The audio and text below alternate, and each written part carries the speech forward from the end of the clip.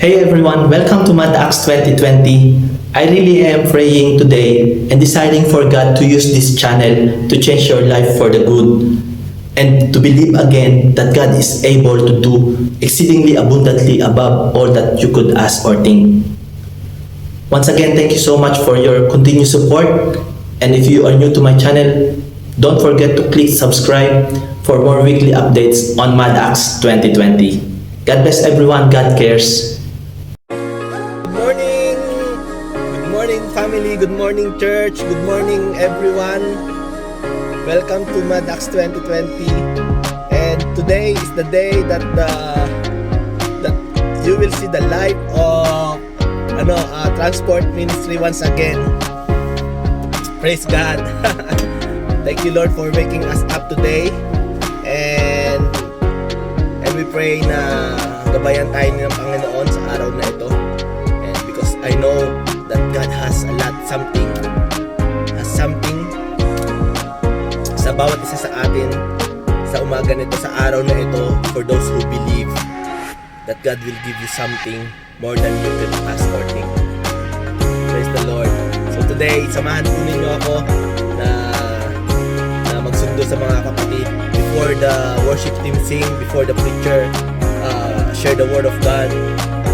We are already on the move because we make sure na we see to it na ang mga kapatid na nais na makarating dito sa lugar na ito, sa bahay Panambahan, ay madala natin sila. We make sure that there will be there sa lugar po na ito. So once again, if you are new to my channel, please like and subscribe. Maraming salamat po. I appreciate you. And I encourage you guys na find nearest church near you. Attend po kayo because number one, when you go to church, God will renew your strength. And number two, God will restore your joy. Ano ba yan? Excuse me po. Praise the Lord. Ayun, God will renew your strength and God will restore your joy.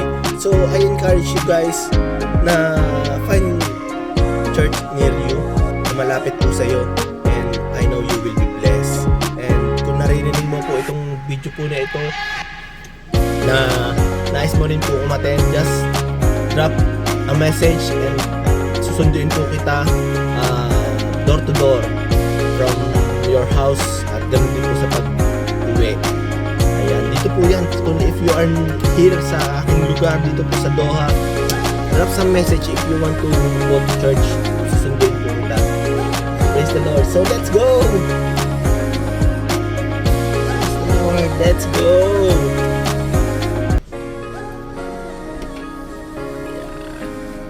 Oh.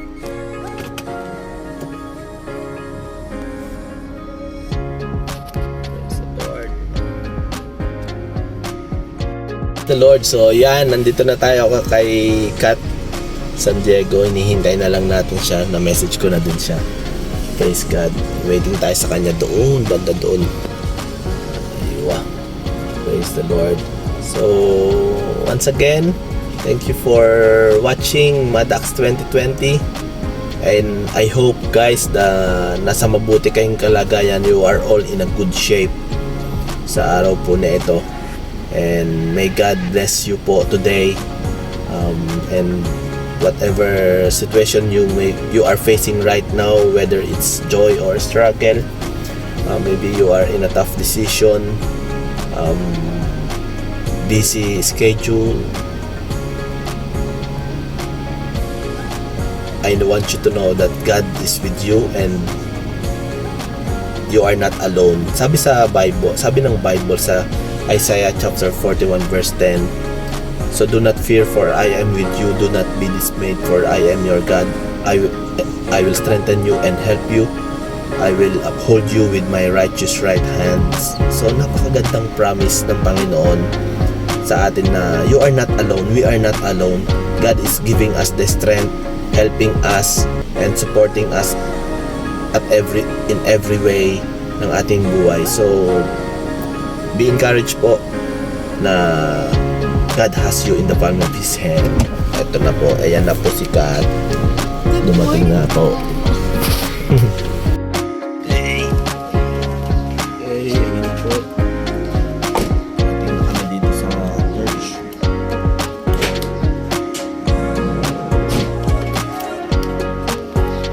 Dumating na kami dito. Alright.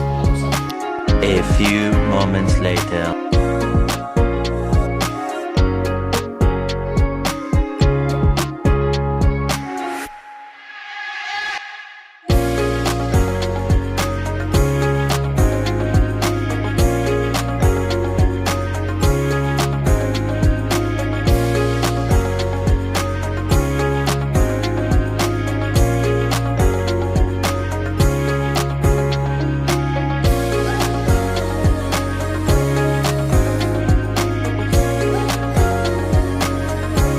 A few moments later.